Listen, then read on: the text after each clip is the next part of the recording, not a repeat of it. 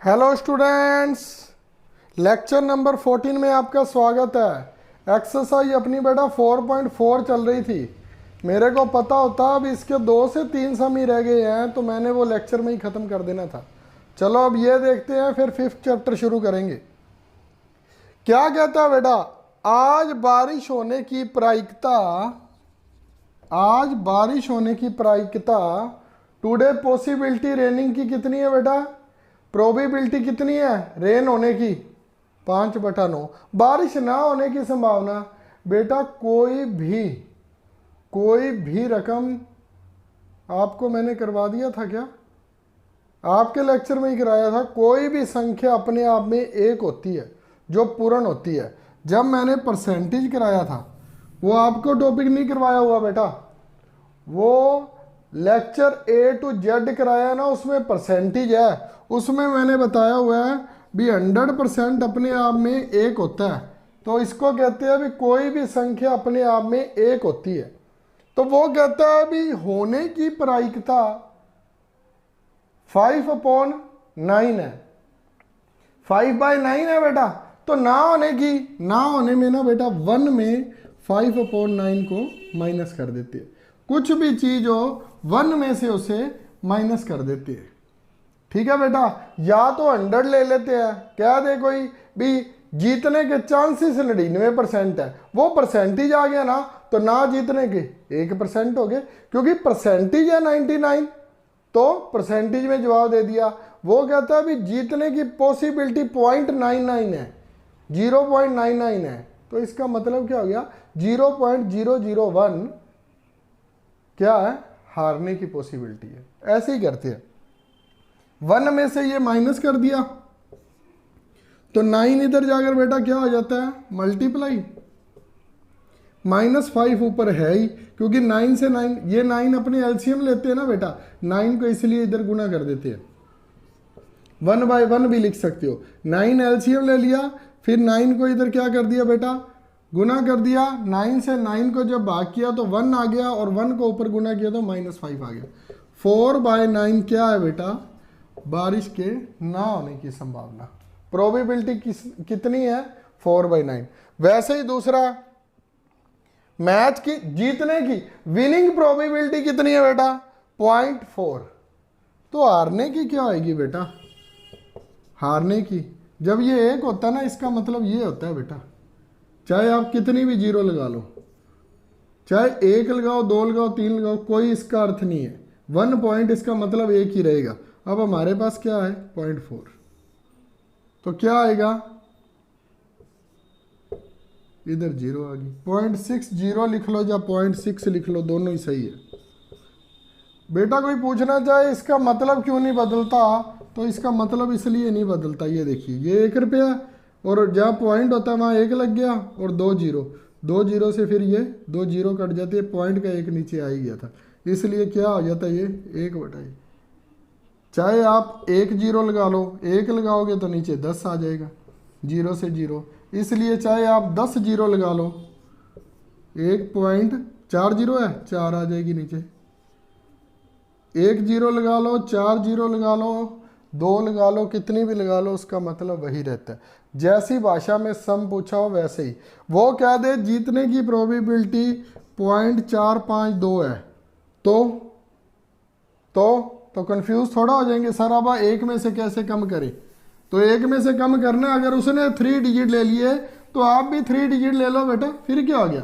आप ऊपर वाले 1 के साथ 3 डिजिट ले लो, 1 2 3, 3 है ना उसके पास, 4 5 2। जहाँ कुछ नहीं होता वहाँ पर इधर भी 0 लगा लेते हैं, है लिखा था वैसे मैंने। 10 में से 2 गए 8, 9 में से 5 गए 4, 9 में से 4 गए 5, ये लो, ये आंसर आ जाना था फिर।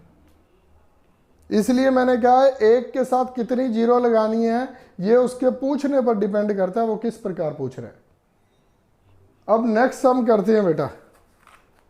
वो मेरा बताने का और समझाने का एक ही उद्देश्य होता है, जल्दी से कर लो आप।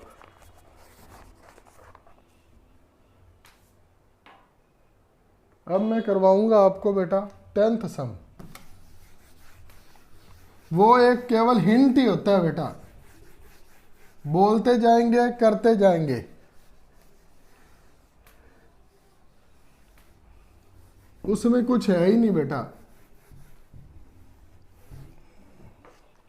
10th सम है बेटा, मेरे से दोनों मैथ नहीं उठाए जाएंगे, इसलिए मैं आपको पहले बोल देता हूं।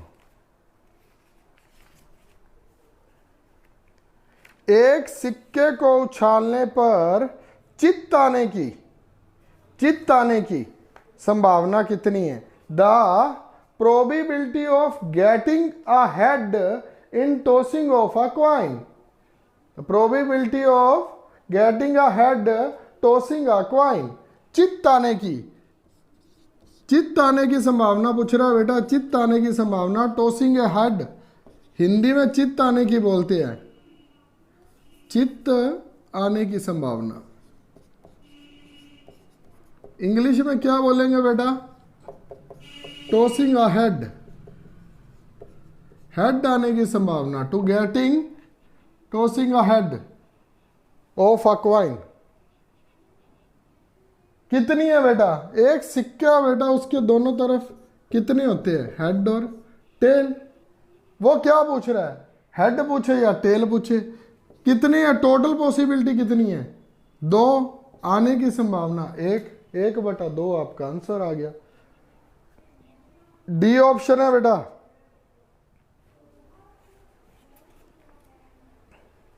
एक पासे को फेंकने पर सम संख्या आने की इवन नंबर आने की बेटा पॉसिबिलिटी, सम संख्या आने की संभावना। पासा क्या होता है बेटा? Dice. Throw a dice getting even number possibility, probability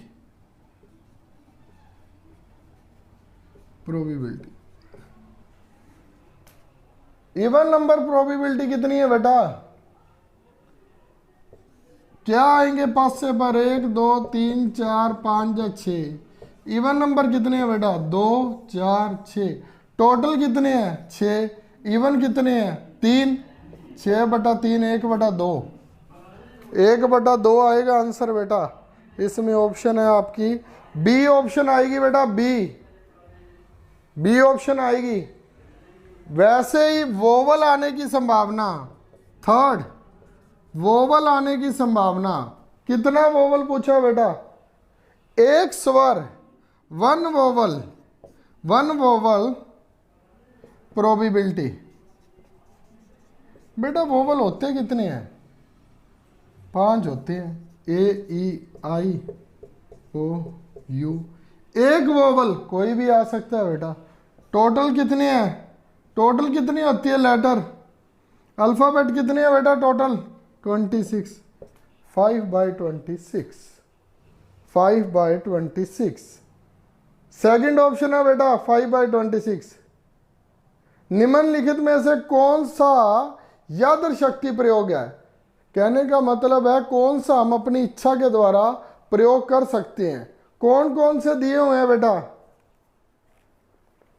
पासे को फेंकना, throw a dice, throw a coin, throwing coin, rolling a die, choosing a marble from a jar, all of them. सभी बेटा चुनने की क्रियाएं हैं, तो ऑप्शन क्या आ जाएगी? डी। मेरे पास जगह नहीं है बेटा, वैसे ही कर लेना। लास्ट वाला देख लो, 10 blue balls selected a 1 red ball, 10 blue balls in a satchels लिख लो या बैग लिख लो या यर्न लिख लो, कुछ भी लिख लो, URN। सैचल्स को भी थैला बोलते हैं बेटा। क्या है? 10 रेड ब्लू बॉल है, उसमें से लाल आने की संभावना कितनी है? ऐसे ही बच्चों को कंफ्यूज करना आता है बेटा। 0 क्यों है? जितनी बार मर्जी हाथ मार लो, जब है ही उसमें घी है तो उसमें दूध कहां से निकल जाएगा? थैले में है ही घी, तो हाथ मारी जाओ, दूध कैसे निकल जाएगा? ठीक है बेटा, तो 0 आ जाएगा। थैंक यू बेटा। अब नेक्स्ट चैप्टर शुरू करते हैं।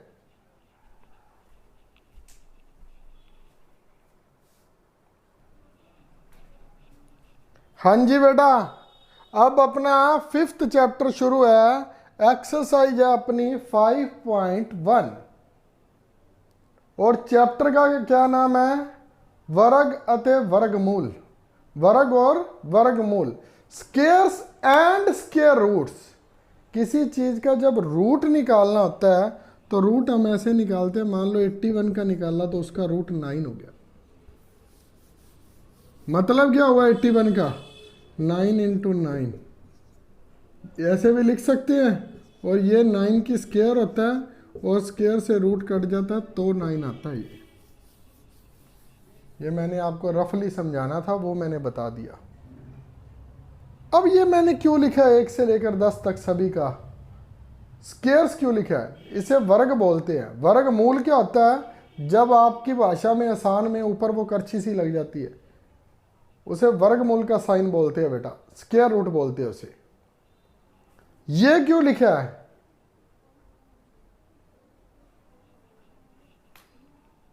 देयर आर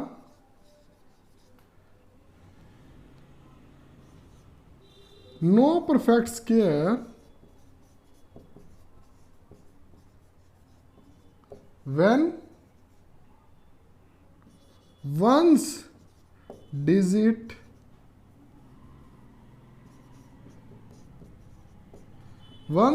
क्या क्या हो जब परफेक्ट स्क्वायर नहीं होता?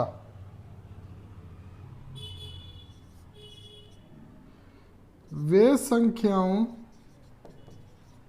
का पूर्ण वर्ग नहीं होता जिनका इकाई अंक क्या हो बेटा?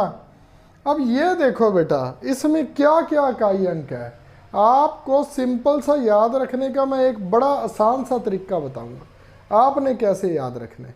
0 1 इकट्ठे हो गए, जिसके पीछे 0 और 1 आता है, पहले मैं लिख लूँ वो बात।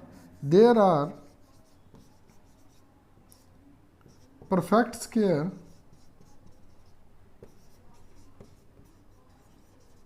when one's digit कौन सा होता है बेटा? इकाई का अंक। जैसे 123 लिख दिया तो ये क्या है? वंस, ये टेंस, ये 100। इकाई दहाई सैकड़ा, इकाई दहाई सैकड़ा, वंस, टेंस और ये 100 place, ones place, tens place, 100 place, इकाई दहाई सैकड़ा। वंस डिजिट इज किस किस का परफेक्ट स्क्वायर होता है बेटा? जिसका डिजिट या तो 0 1 हो, 0 आ जाए लास्ट में, 1 आ जाए लास्ट में, 0 आ जाए, 1 आ जाए और 4 5 6 और लास्ट में 9। जब ये आ जाए लास्ट में तो उसका परफेक्ट स्क्वायर हो सकता है। जरूरी नहीं है बेटा। अभी आपका स्टैंडर्ड छोटा 8 स्टैंडर्ड है, आपको लगभग वही आएंगे रकम जिसके लास्ट में ये होगा और उसका परफेक्ट स्क्वायर होगा। लेकिन जरूरी नहीं है बेटा, जरूरी नहीं है। मान लो 100 है, 100 का परफेक्ट स्क्वायर होता है 10, तो जरूरी नहीं है 200 का भी परफेक्ट स्क्वायर हो। 200 का परफेक्ट स्क्वायर नहीं होगा। ये क्यों नहीं होगा, कैसे होगा, वो जब सम आएंगे तब करेंगे। लेकिन पहले मैंने आपको मेन बात बता दी, हमारे परफेक्ट स्क्वायर के पीछे क्या क्या आएगा, आपने कैसे याद रखना है। 0 1 ये तो याद हो जाएगा, 0 से स्टार्ट होते हैं होल नंबर, 0 1 4 5 6 और 9। और क्या नहीं आया इसके बीच में? क्या नहीं आया? यूनिट प्लेस क्या नहीं आया? 0 1 आ गया, 2 नहीं आया, 3 नहीं आया, 7 8 नहीं आया, बस जब ये आ जाए पीछे तो बिना देखे सीधा निशान लगा दो 20 का, तो परफेक्ट स्क्वायर हो ही नहीं सकता। कोई भी ऐसा नंबर बताना, जैसे मान लो 12, 13, 17, 18, 22, 23, 27, 28, जिसका वर्ग होता हो, वर्गमूल होता हो, परफेक्ट स्क्वायर बनता हो, जिसका परफेक्ट स्क्वायर नहीं बनेगा बेटा। क्यूब बन सकता है लेकिन स्क्वायर नहीं बनेगा बेटा। किस किस का? 2, 3, 7, 8। इसमें भी मजे वाली बात है, दोनों दोनों इकट्ठे हैं, ऐसे पेयर याद कर लेना, 2, 3, 7, 8। 2, 3 और 7, 8 का नहीं बनता। बनता किसका? जिसके पीछे इकाई का अंक या वंश डिजिट क्या क्या आ जाए, 0, 1, 4, 5, 6 और लास्ट में बेटा एक और 9।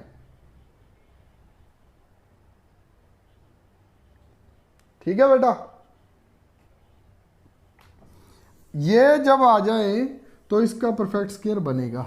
देखिए कैसे, 0, 100 के पीछे 0 आ रहा है, 1 आ रहा है, 4 आ रहा है, 5, 6 आ रहा है, 9 आ रहा है।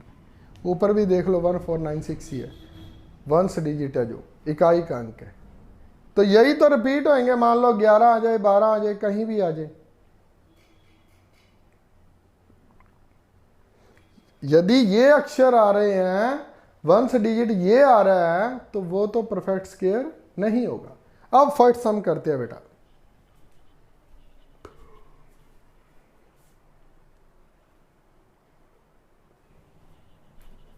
हाँ जी बेटा, ये एक्सरसाइज बहुत बड़ी है, हो सकता है इसके 2 लेक्चर लगाने पड़े, कोई बात नहीं, लगाएंगे भी। पहले ये समझने की कोशिश करना। Find the square of the following,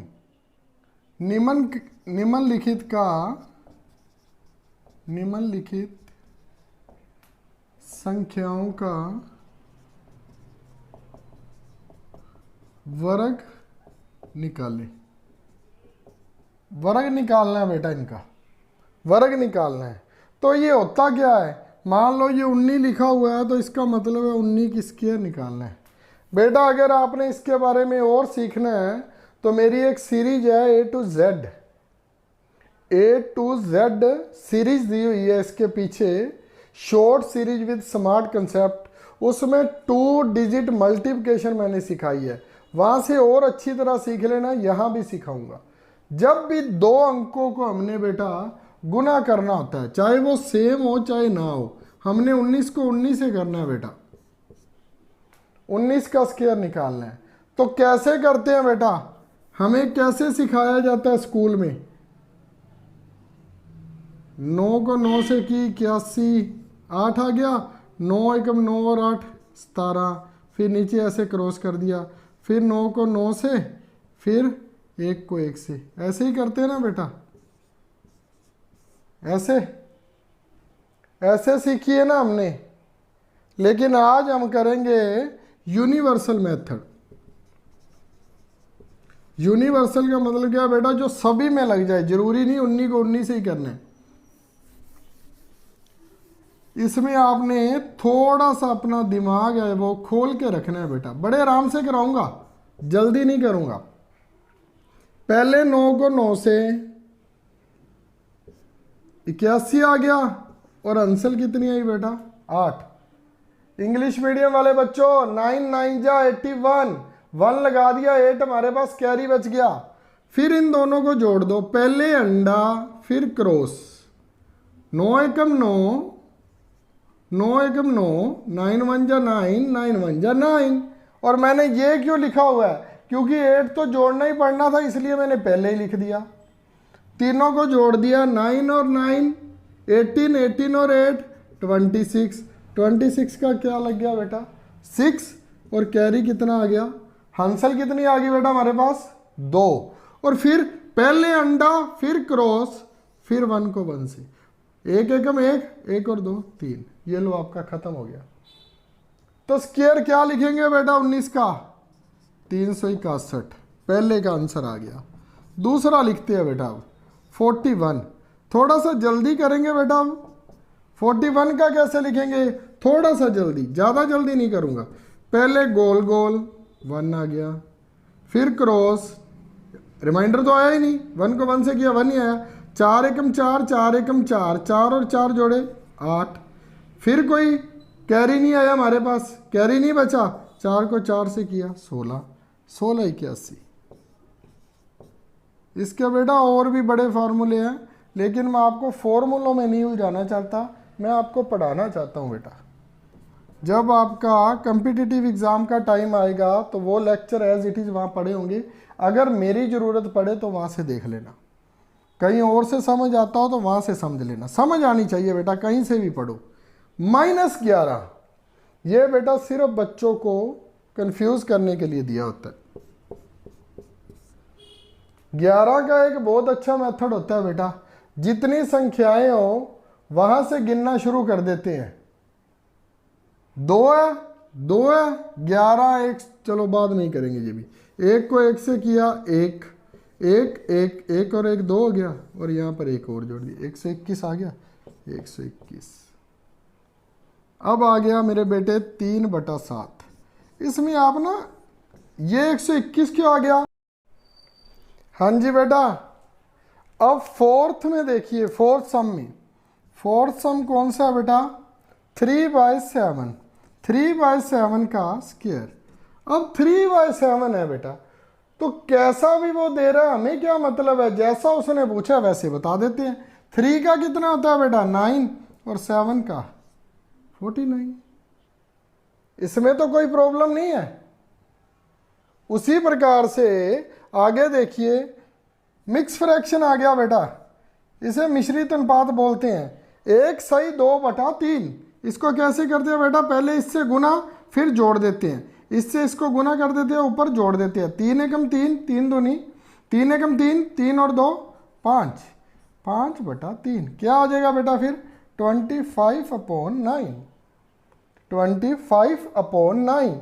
और अगर वो पूछ लेता है भी हमें मिक्स फ्रैक्शन में इसका आंसर दो, तो बेटा ये ऐसे बनती है 9 25। 9 को किससे करें गुना? 2 से। 9 2 जा 18, और हमारे पास रिमाइंडर कितना बच गया बेटा? 7, जिसे हम हिंदी में बोलते हैं शेष या बाकी। बाकी कितना बच गया बेटा?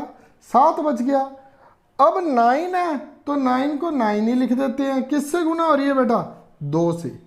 ये जो ऊपर है इसे किससे गुना कर देंगे, और जो रिमाइंडर बच गया ऐसे लिख देंगे 2 7/9, 2 × 7/9, 2 सही 7/9 इसका आंसर आ जाएगा बेटा। इसको भी बोलते हैं भाज्य, भागफल, भाजक। इस पर भी मेरा लेक्चर है। आपके पास जो छोटी सी सीरीज है ना नीचे बेटा, 10 12 मिनट, कोई 15 मिनट का, मैक्सिमम 20 मिनट का लेक्चर है, वो 26 लेक्चर है A to Z तक। उसमें से अगर आपको कोई टॉपिक ना समझ आया करे ना, किसको भाजक बोलते हैं, किसे भाज्य, किसे रिमाइंडर बोलते हैं, उसमें से देख लिया करो। अब 6 सम, 6 सम क्या है बेटा? 1.7। बेटा पॉइंट में पूछा है, जो पॉइंट हो ना मेरे बेटे, वहां पर क्या लग जाता है? 1। पॉइंट था यहाँ पर 1 लग गया, और पीछे जितने डिजिट है उतने 0। क्या आ गया?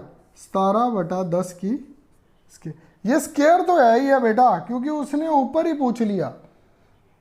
Find the square of the following numbers, निम्नलिखित संख्याओं का वर्ग निकालें।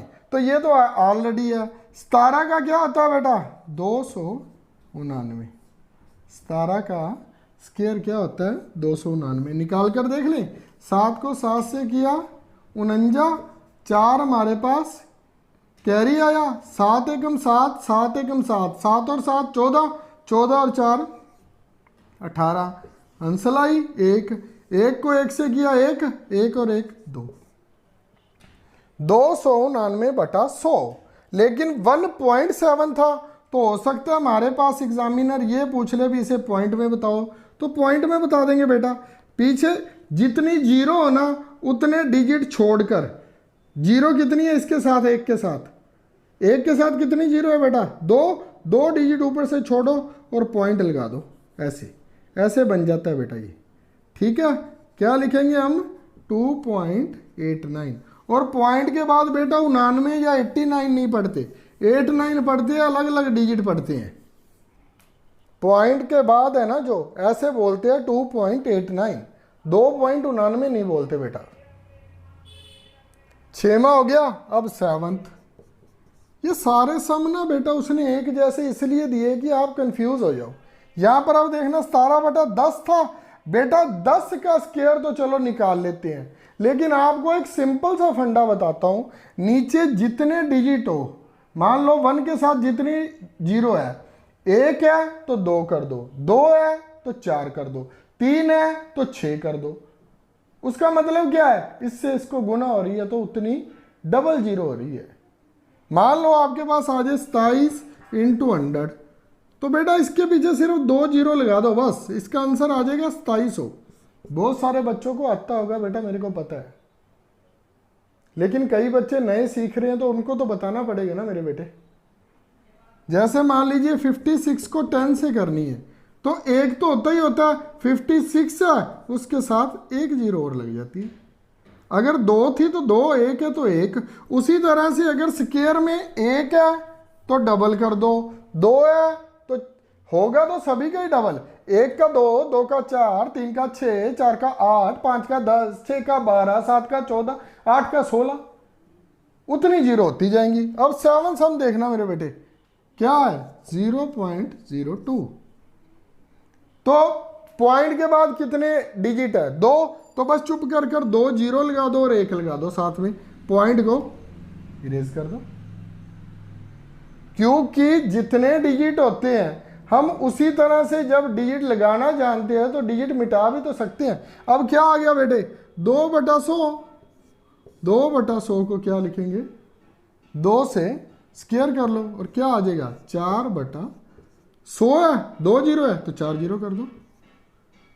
अब करेंगे कैसे, 4 डिजिट है, ऊपर कितना है 1, तो 4 डिजिट बना ले पहले, 3 0 लिख ली, 3 0 लिख ली, ये 4 डिजिट बन गए। अब पॉइंट ठोक दो, एक 0.0004। हो सकता है उसने इसका भी 1/50 लिख दिया हो, 1/2500 करके आंसर निकाल दे, वो तो एक ही बात है बेटा। फिर 2/100 था ना बेटा, इसे काट देगा 2 के टेबल पर 1/50। इसका एक और आंसर भी वो बना सकता है, क्या बना सकता है, 1/50 को स्क्वायर करके 1 और नीचे 5 5 25, 1 0 थी तो कितनी हो जाएगी बेटा स्क्वायर में, तो हो गई खत्म। 7, एक और रह गया बेटा 8वां सम। अब किसे रेज करें, इसे कर देते हैं, कोई सम नहीं रेज करेंगे। 8वां सम देखो बेटा, लास्ट सम है बेटा आज का, नहीं तो लेक्चर बहुत बड़ा हो जाएगा, लगभग आधे घंटे का लेक्चर हो गया मेरे को लगता है। 0.014।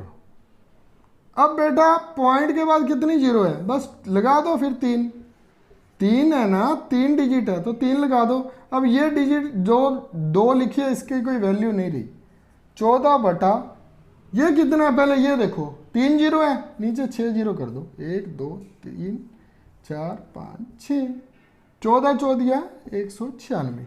14 को 14 से कैसे करते हैं मेरे बेटे, 4 को 4 से किया 16, 1 बचा, 4 एकम 4, 4 एकम 4, 4 और 4 8 और 1 9 हो गया, और 1 को 1 से पहले अंडा फिर क्रॉस फिर अंडा, 196 और नीचे 1 के साथ 6 0, 1 के साथ 6 0,